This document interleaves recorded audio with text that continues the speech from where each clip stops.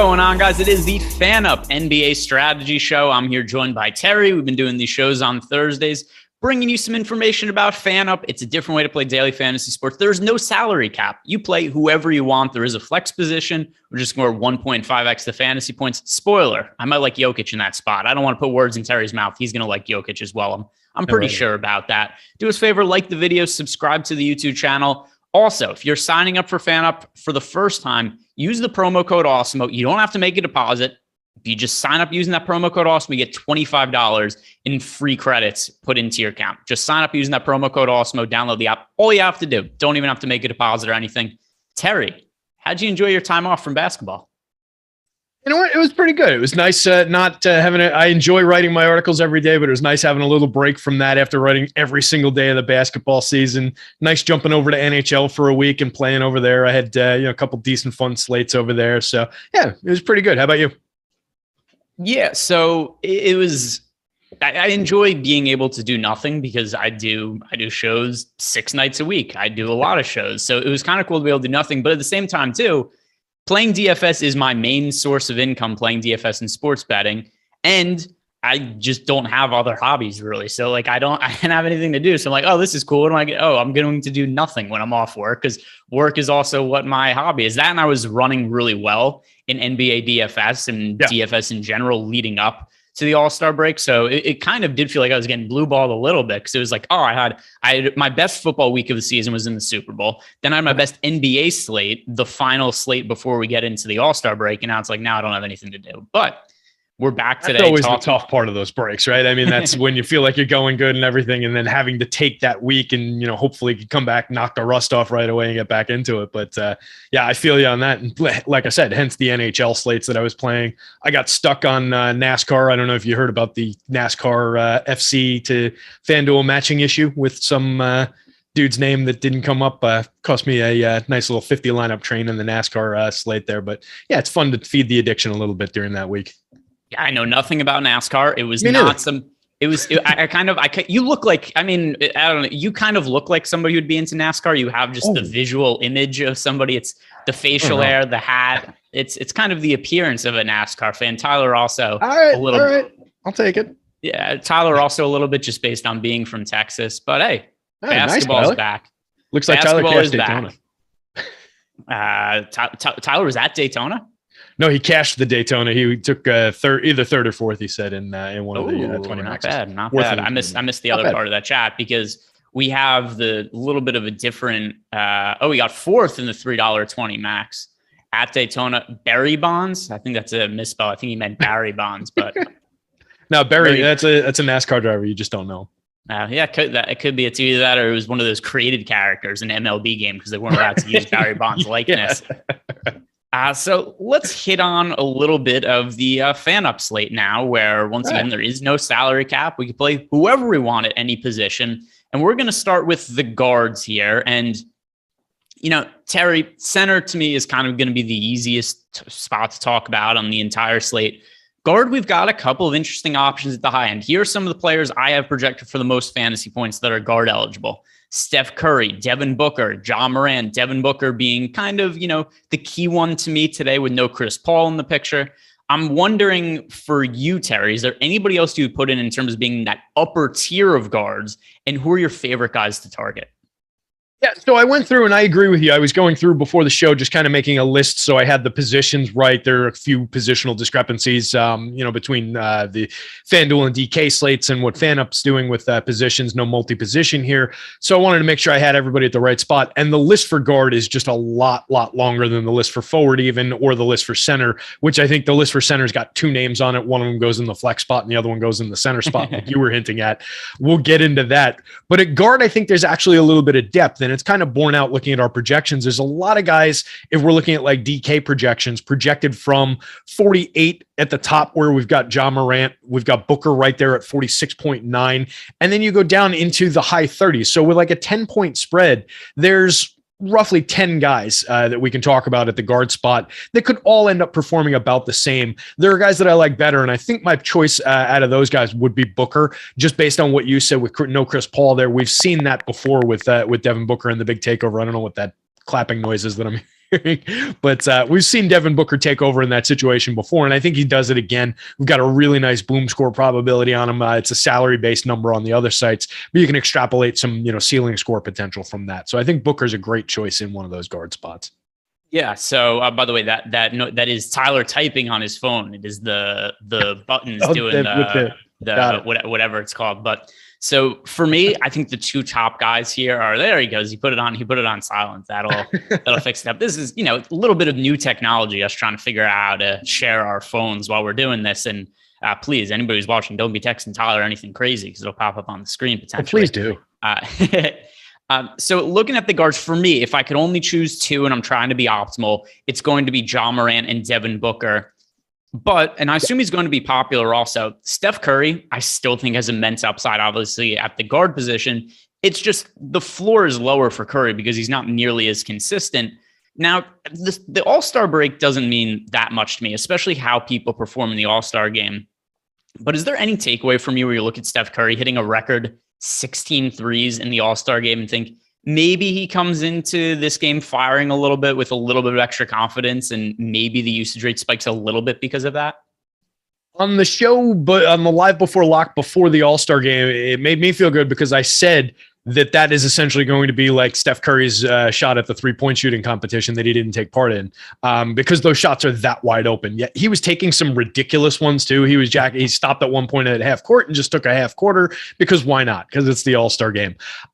Steph's had a weird shooting season in general. Maybe that is a little bit of a just get right, feel better about it kind of a thing. Nothing that I want to try and quantify. Nothing that I want to put a stake in the ground and say, now Steph Curry is going to be good at basketball again. I mean, it's Steph Curry. There's always going to be upside. He could go on an absolute tear, and it might mean nothing about the All-Star break. It might just be happenstance. He could go on an absolute tear, and it's because of that he could go in the tank, and it could be either explanation too. There's no real way of putting our thumb on it. I love Steph Curry in any situation. I'm happy to roster him. I would have him ranked third behind Booker and Trey and Ja Morant as well here, though. Yeah, that's where I am. I just think that because of his upside, he's at least worth considering. I would say that maybe he would make sense as a contrarian play in the flex spot, but I can't get past Jokic. I have him project for so many more fantasy points than every other player on the slate. But just to kind of exemplify the kind of upside that Steph Curry has when he is making his shots, here his last handful of games from the last couple of weeks: 67, 36, 48, 27, 57, 43, 40, 37. So you get these games where it's like a lot of games around 40 fantasy points for Steph Curry, but then you get one of these games where it just goes nuclear and starts making a lot of shots. And it's kind of a snowball effect from there because not only is he making shots, but then encourages him to take more of those shots. And that's when all of a sudden you get these games where it's like, oh, look, Steph Curry had a 38% usage rate. He scored 50 real life points. So that's where I think, at least for this format, we're not worried about any kind of salary cap.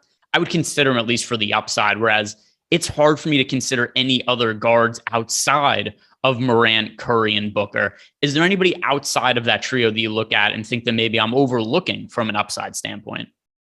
So, like I said, I made a list. There are other names on the list, and it's a gradual decline as we get there. The only guy that I would put in that category, maybe in terms of like the realistic upside, I think would probably be Trae Young. Just kind of a same kind of a story as Steph. Gets a little bit hot with the shooting. You never know. He has one of those wild nights. I think that upside, that 60-point-ish kind of upside is there with him as well. There are other guys that can hit that. I just think it's less reliable for guys. If you want to throw like Zach LaVine into the mix, Jaylen Brown is on the shooting guard is a guard rather on this site. Even D'Angelo Russell, Anthony Edwards, there's some realistic upside, and they're all those guys are projected in like that 30-point range, upwards of 30 to 40-point range. So they're all similar in the median score. They're a tick down from the top end guys that we're talking about there. They've got the potential to, on any given slate, hit a 50-point upside, hit a 60-point upside. It's just less likely to me than any of those other guys. And on a slate where salary isn't a factor, just plug and play the top projected guys, the top ceiling guys. And I think those guys are the same, the three guys that we talked about up top. Yep. I think we're on the same page there. So let's move on over to the forwards. And with the forward here, really slim pickings, because at the guard spot, well, we were able to hone in on a few guys that we both agreed on were really the top overall plays at guard. There are just a kind of a forward tier at the top where you get guys, like Jason Tatum, and then there's a pretty big drop off. So I'm wondering, how are you approaching the forward position? Because it does look like this could be a spot that's hard to differentiate.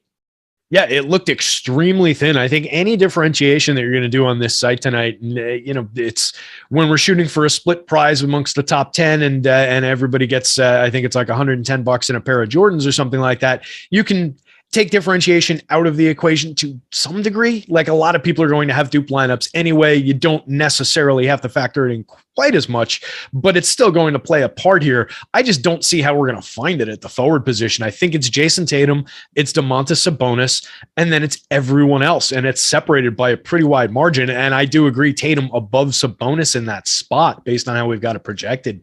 But just looking at the guy, there's a lot of guys that have forward eligibility on the other sites, like a Mobley, like an Allen, to take two Cavs, for example, that are center only on this site. So they're basically out of the game entirely because they're not playable in the center of the util spot and they're not eligible at the forward spots. So I have a really thin list. I have 4 names on it. I have Tatum, Sabonis, and then I have Jaren Jackson and Robert Williams on this list. And those are the 4 the 4 forward eligible guys that I included here. So there's just not a lot. Like you said, it is thin pickings. And to me, it's Sabonis and it's Tatum by a very, very wide margin. Yes. So to me, let's kind of revisit the guards for a second here, because I almost think we're going to get to a situation where we're just overlapping with the field a whole bunch here. Mm-hmm. It's almost impossible. So I think forward, it's Tatum, it's Sabonis. It's hard for me to get away from those guys. If we're trying to differentiate, do you think guard is the best spot to differentiate with given that information we just talked about?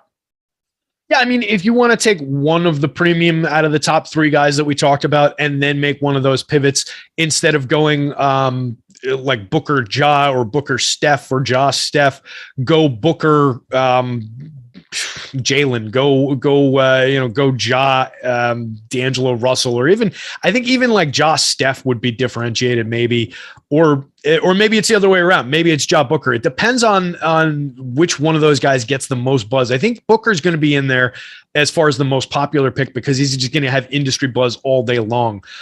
Steph would normally be the guy I would expect would be the most popular just based on him being Steph Curry and just being globally popular a little bit more so than like a guy like Ja Morant. But if Ja gets talked up throughout the day and continues to be the highest projected guard play on all the different sites, then I think he'll probably take that role over.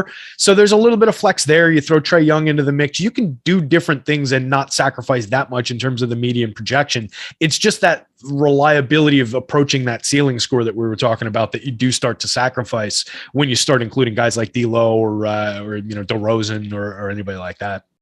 I'm going to say Simons is my favorite differentiation play just because the matchup against the Golden State Warriors is terrible, but there's so many players out now for Portland.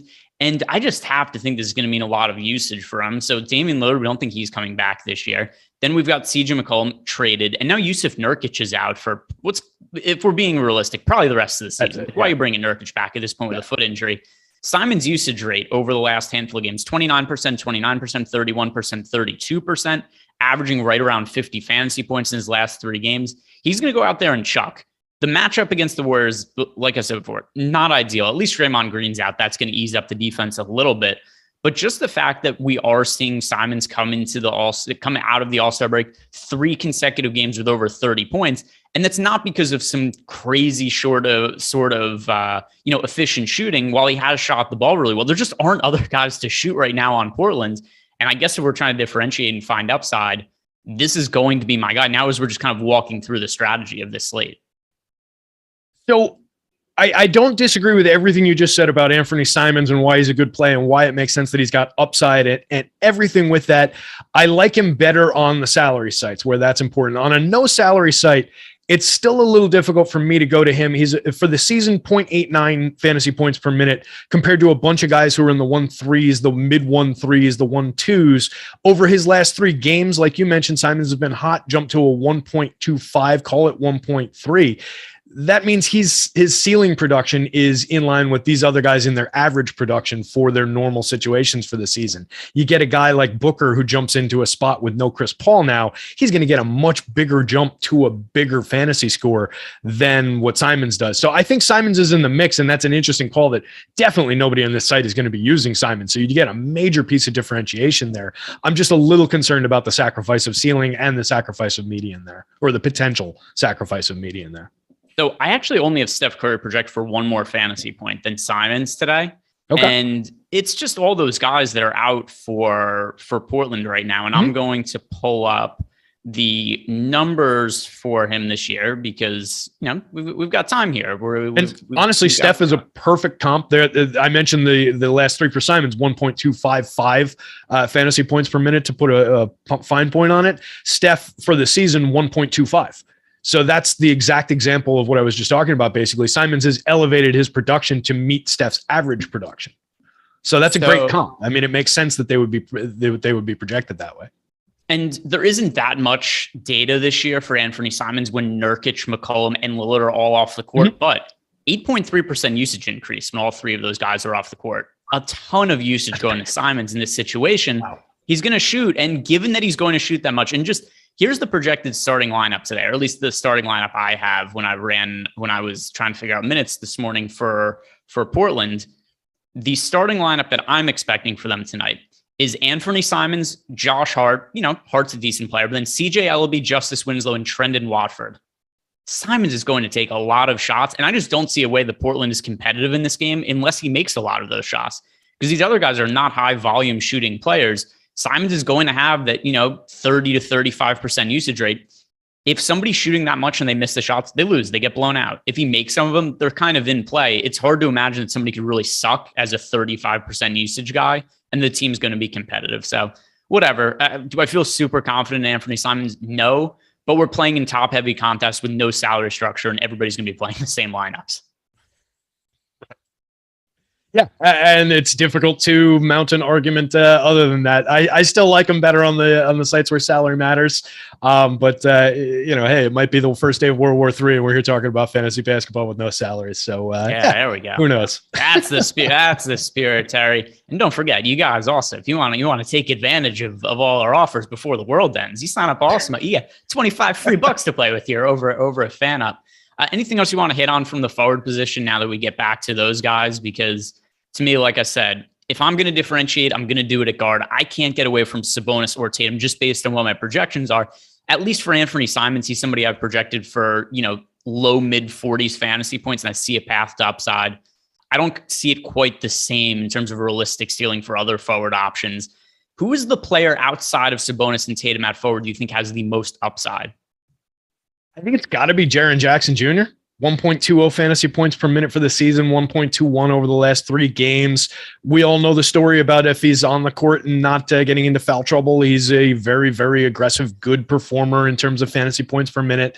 He's the viable pivot to me for if we're looking at Sabonis, he's around the same kind of per minute production. So if you wanted to say, I'm going to go to a guy who is potentially going to be a little bit less popular than Sabonis in that spot, I think to me it's Jaren Jackson, but I think he's the pivot that everybody's going to make. So I don't think you're differentiating all that much by going to the third guy on a 3-man list. Like it's just the play that anybody who doesn't want to play those two at those positions is going to make. And I don't see you gaining all that much ground from doing it, but that would be the answer. Yeah, I could see that. But once again, I can't play Triple J over Sabonis or Tatum just based on the projections I have. And we're going to talk about centers here because I run into the same issue at center. I have to play Jokic tonight. I have Jokic projected for more than 15 more fantasy points than anybody else on this slate today. There's just such a big gap from Sabonis or from Jokic to the next tier of guys, like the Booker, Sabonis, Moran, all of those guys. Play Jokic. Play him in the flex spot. Yep. That's how I view this slate. I think he's so likely to be the top scoring player. Do you view it the same way, or are you willing to differentiate by not playing Jokic or just playing him in the center spot and somebody else at flex? Yeah, I think you're doing yourself a disservice if you play anybody else in the flex spot, to be honest. If you're running 20, I think it's a 20 max on this site. So if you're running 20 lineups, maybe two of them I would not include Nikola Jokic in the flex spot just for pure differentiation purposes. But I think he is far and away the most likely guy to put up the highest fantasy score. Going by the site's numbers, yeah, we've got him 13-ish DraftKings points ahead of the next highest guy, who is the other center that we'll talk about in a minute on Alex's projections. So yeah, with a bullet, it's Nikola Jokic. It's not even a conversation in the multiplier spot. Just lock him in. Yeah, and I mean, we see this basically because there's tiers of fantasy producers this year. And at the top, Jokic is still kind of tier one by himself. I mean, there are cases where there's individual slates like, hey, Giannis and there's no Middleton, or look, Embiid. But even the Embiid one's about to drop off with Harden in the picture. So I really think Jokic for the rest of the season is in a fantasy tier of his own. While for a minute, like I said, we had Embiid there. I don't think that's going to be the case going forward. So any slate where we're looking at FanUp and Jokic is on the slate, play him in the flex spot. It sucks because you can't really differentiate and get creative, but it's hard for me to reason anything else when I think the most likely outcome is that not only does he outscore every player on the slate, but he probably does it by a significant amount of fantasy points. Yeah, it's very difficult to disagree with that in any way, shape, or form, or really add to it. Just total agreement here. All right, so let's look at the other centers because we still have one that we're going to have to play in the flex spot. And, you know, we do have some high-end centers here outside of Jokic, most namely Vooch and Karl-Anthony Towns. I don't think there's another center I could really take seriously here. But how do you see this position? Yeah, to me, the other name on that list was Karl-Anthony Towns. I think he's the go-to guy here. 1.32 fantasy points per minute performer for the season.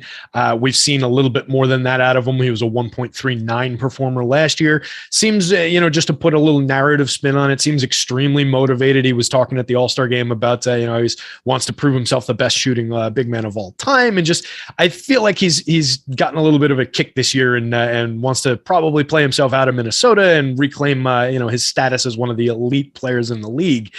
So whether that all comes to a head tonight in a heads-up competition against the only other viable center, Nikola Vucevic, who knows? But Vooch is a little bit further down the board, 1.24 fantasy point per minute performer this season. So in a heads-up match, I would take Karl-Anthony Towns, but I think Vooch is right there in terms of what we can expect fantasy-wise. We've got them separated by about 6 points in the site projections. So give me Cat over Vooch, but it's close enough. All right. And so for me, it's also very close, but let me check. What is our ownership projection for these? Because it's hard to project FanUp, but I think maybe we could look at some. Yeah, very, very disparate ownership. 16% ownership on Cat on DK versus 3.6% for Vooch, with very similar pricing, 10-4 versus 10-1 for Vooch. All right. That's a big ownership gap. Give me Vooch. I do have Towns projected slightly higher, but not to the point where he outscores him 5-1. Yeah. And I think the other thing to consider here also is maybe we want to be less, we want to be a little less contrarian. Maybe we don't have to go to Simons here. Considering that ownership gap between Vooch and Towns, I think this is the most likely way to differentiate our lineups. I think I feel better about this than going with like Simons over Booker. How do you feel about that stance? Yeah, that's a good call, and it kind of reflects my concerns about where Simons was potentially with around the ceiling and everything. So if you're going to two of those guards, maybe you still do make a little bit of a pivot and gain some ground on the field by going to one of the other premium guards and then making this Vooch pivot here. I like that call. That's an interesting way to look at it, and I'd overlook the ownership factor there, so that makes a lot of sense. That's a good call over Cat. We got a question from DFS B-ball fan: Jokic or no tonight? Yeah, yes on Jokic.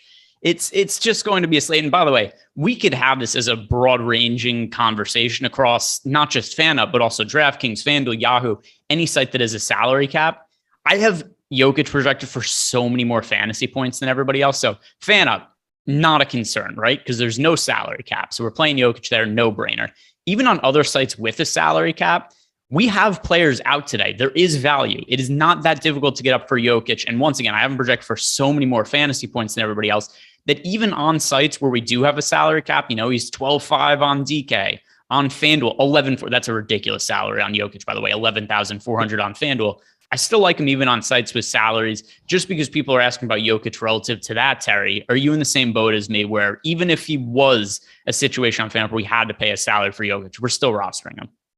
Yeah, absolutely. I would still roster him with enthusiasm. I'd actually probably like a little bit better because we'd probably get a little bit of ownership off of him as people get away from salary or whatever. On FanDuel at 11.4, he is our most optimal player on the entire slate at 32.8% optimal. That's ridiculous for a player at that salary to be the most optimal play, but he's there pretty easily. It's him, then it's Devin Booker, and then it drops by roughly 8 percentage points. So it's a giant gap between those two and everybody else.